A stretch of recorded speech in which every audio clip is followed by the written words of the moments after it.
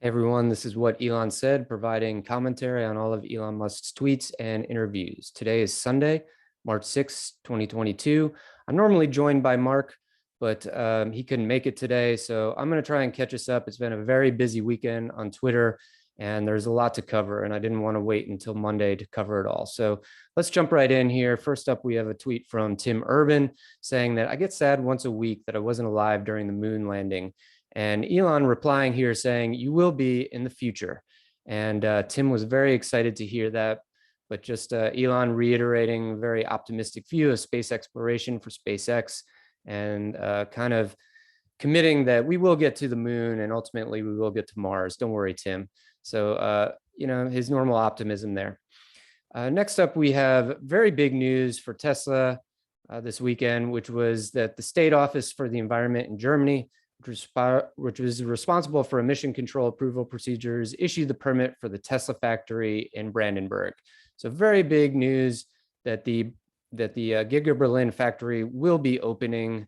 And Elon responding here saying, I'd like to thank you very much. The future is very exciting, with a couple of German flags there. So very big news for Tesla, for Germany, and really for the European continent altogether with the opening of Giga Berlin. So looking forward to seeing how that progresses. And if you want to learn more about that, there's a lot of great videos. I saw one from Tesla Daily this morning detailing a lot of that process. Next up is Elon Musk saying, hate to say it, but we need to increase oil and gas output immediately. Extraordinary times demand extraordinary measures. And then saying, obviously, this would negatively affect Tesla, but sustainable energy solutions simply cannot react instantaneously to make up for Russian oil and gas exports. We know, I think we've all been experiencing the situation where we're seeing at the gas pumps the price of fuel going up significantly over the past few days. It just seems to be going up almost every hour. And a lot of that is due, or almost all of it is due to the situation with Ukraine and Russia. So we'll see more about that here. We have Elon saying, hold strong, Ukraine, with a number of Ukraine flags, and also saying, my sympathies to the great people of Russia who do not want this. So again, issuing his support for the Ukrainian people, for freedom and democracy, and generally opposed to the actions of the Russian government. Next up, we have another response to the idea behind increasing oil and gas output. And Gail Alfar says gasoline prices reached up to $6 to $7 per gallon in parts of California, and they're about $3.50 a gallon in Austin, Texas. And Elon says, exactly. So just kind of reiterating some of the situation there with the rising gas prices. We have Ashley Vance, who says, man, Elon Musk must be smarter than everyone ever guessed. Drag the entire auto industry toward making electric cars, and then, right as they do, push for more oil production so that electric cars can stay high priced. That is some evil genius stuff. And this is in response to Michael Tay Sweeney tweet saying, I think Elon realized that the rest of the auto industry will eat his lunch if allowed to electrify. The most lucrative path forward is one where EVs continue to be a lucrative luxury niche that Tesla can dominate. And Elon got a kick out of that. Ashley said, posted a GIF there, that's a terrible plan. And Elon just giving a chuckle emoji at that one, which, yeah, it does seem, wow, just really well planned out and evil genius stuff if he really did think through that much of an evil plan. All right, next up, Michael Diamond Hands says, my wife and I are arguing over whether Elon Musk manages his own Twitter account. I think he does. Does anyone know? And Elon says, well, someone responded and said, why don't you just ask him? And he says, he's on this thread. Maybe we'll find out directly. And Elon responds and says, who, me? With a raised eyebrow face. All right. So I'm pretty certain that Elon Musk does control his own Twitter account. considering the level of facts about his own life that he tweets, as well as just some of the silliness that goes on as well. All right, so he next up says, Starlink has been told by some governments, not Ukraine, to block Russian news sources. We will not do so unless at gunpoint. Sorry to be a free speech absolutist. And he's definitely spoken out about this quite a bit in the recent past. And we've got a few responses here. Free speech is one of the most important things on the planet, says Matt Wallace. And Pope of Muscanity says, pick any subject that you know a lot about, then read on that subject through the eyes of the media. Then you will see how biased and untruthful the media is about that one thing you know very well. And then extrapolate that level of bias to the other subjects that you know little about. And Elon says, exactly. So I think he's just a fan of just free speech to the limit, pretty much not blocking or muzzling any voices, whether they're true or not true, stating untrue facts.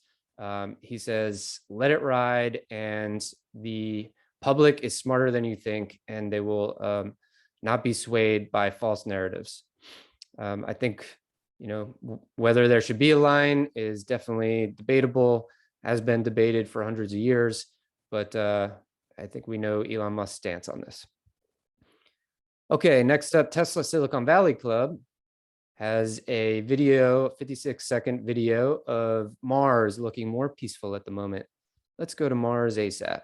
And this is a video of Mars, just sort of a 360 view of the terrain there. Pretty cool stuff. And Elon says, a beautiful home for life.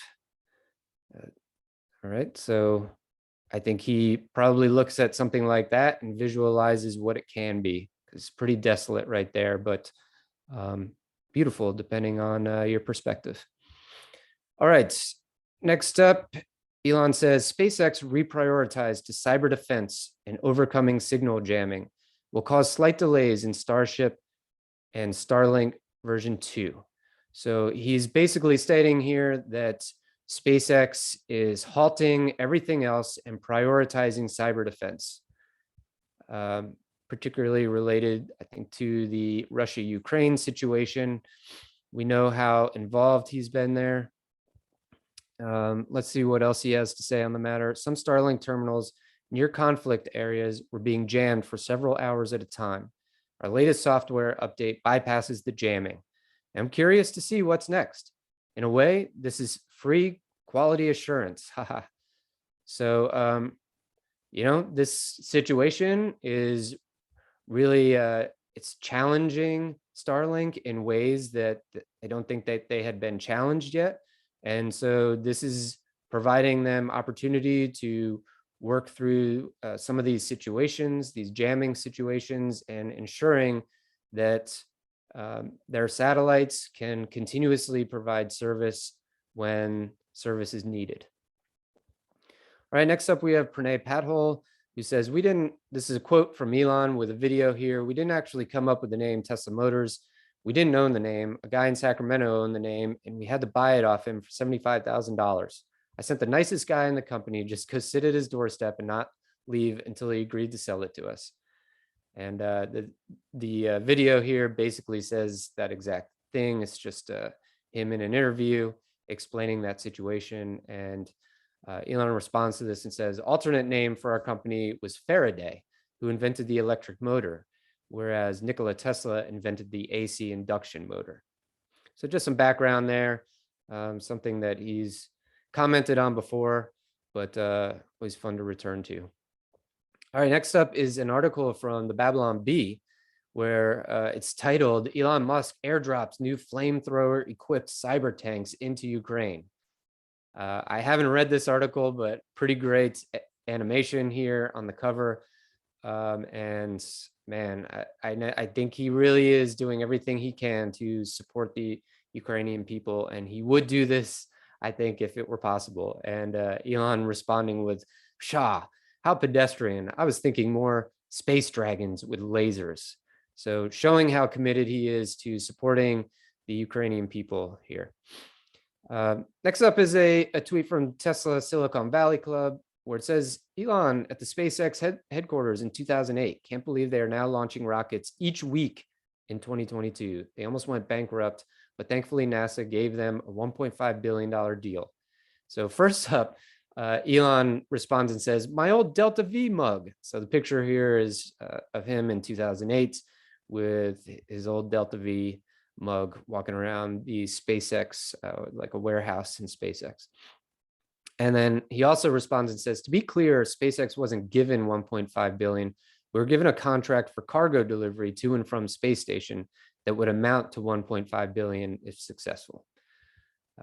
And they were successful, granted the 1.5 billion, and is definitely being put to use. So next up, we have Christian Walker. Not sure who Christian Walker is. Let's just see what his account says. American free speech radicalist, Jeremiah 29:11, business and media. All right, so not real familiar with Christian Walker, but he says Elon Musk is saying we should increase oil production, but DC would rather listen to Greta Thunberg. Interesting tweet there. I think it's in response to just kind of the rational response that Elon takes, or the rational approach that he takes, knowing that, yes, we need to get off fossil fuels, but it is impossible to completely flip that switch immediately. It's going to have to, we're going to need more electric infrastructure, battery infrastructure to get to where we want to, and that's what Tesla's working on. But completely impossible to just turn off fossil fuels. And that's related to what he said earlier. So Elon responds to this and says, increased oil and gas production in the short term is critical, or people around the world will be placed under great duress. This is not a question of money. It's a question of having enough energy to power civilization. All right, next we have Elon saying, even some of the best AI software engineers in the world don't realize how advanced Tesla AI has become. There was a lot of Skynet/Terminator responses in the comments below this tweet. One from the Bronx Viking with a Skynet GIF here. And Elon says, Terminator Resistance is a good game.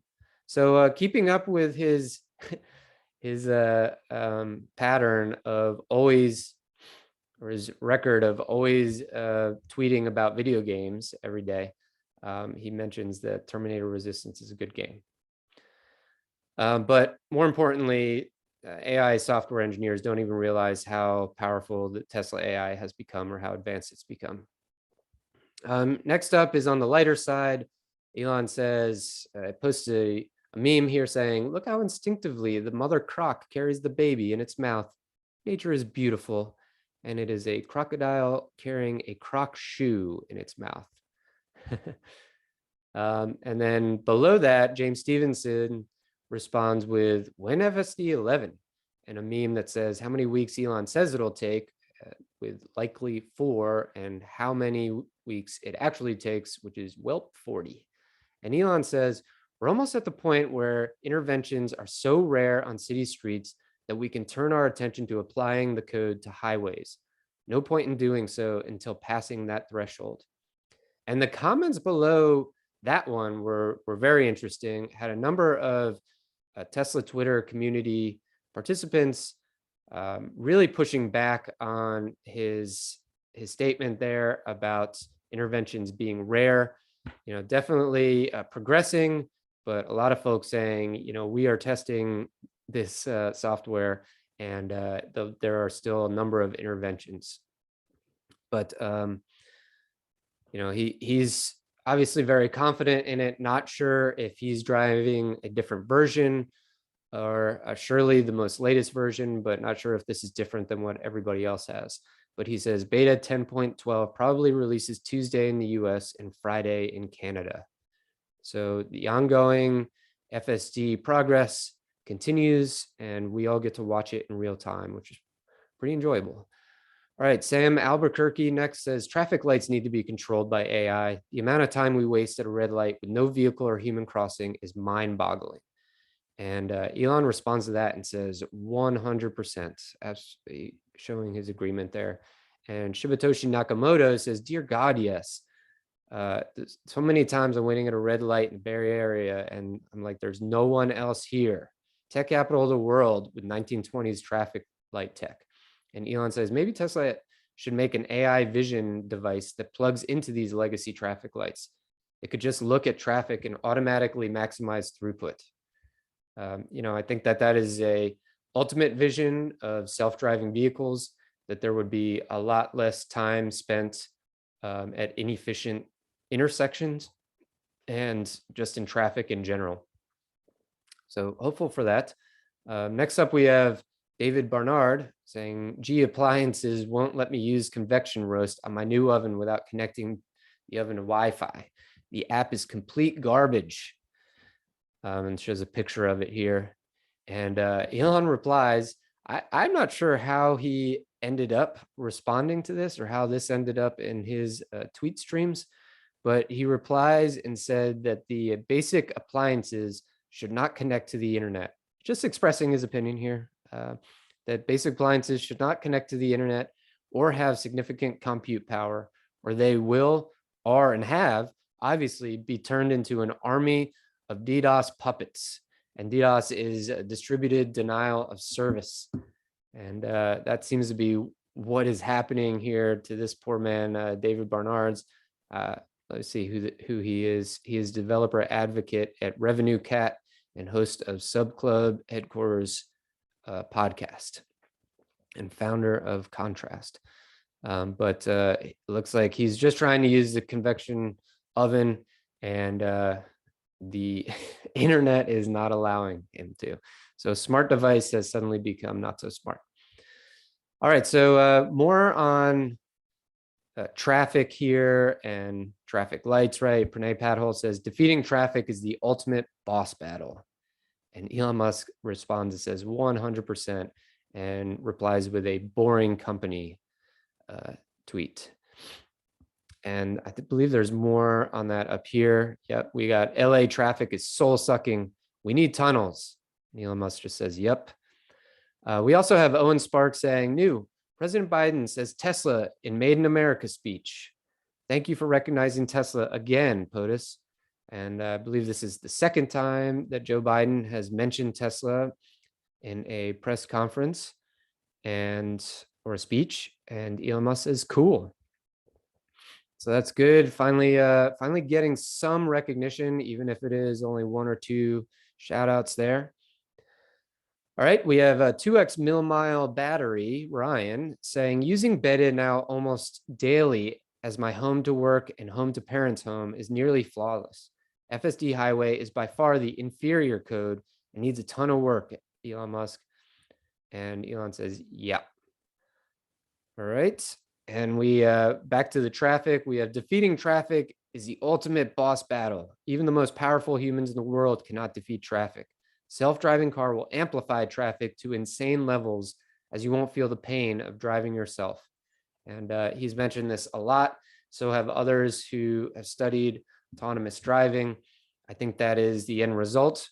Once you make driving so much easier and more efficient for everyone's time, there's going to be a lot more cars on the road, transporting people every which way, and people utilizing that time in the car to either sleep or entertain or be productive.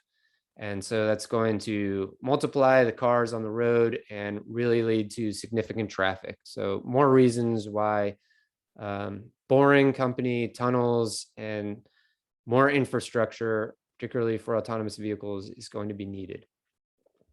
All right, and lastly, on the tweets and replies, we have Massimo here saying the Shannon number, named after Claude Shannon, is a conservative lower bound, not an estimate of the game tree complexity of chess, of 10 to the 120th power. After each player has moved 5 times, there are Wow, 69,352,859,712,417 possible games that could have been played. And Elon responds to this with a chess is a simple game, understandable when all we had to play with were squirrels and rocks. But now we have computers. And also saying that, where was this? He said that he liked Polytopia even more than this. Let me go to the response here from Renata.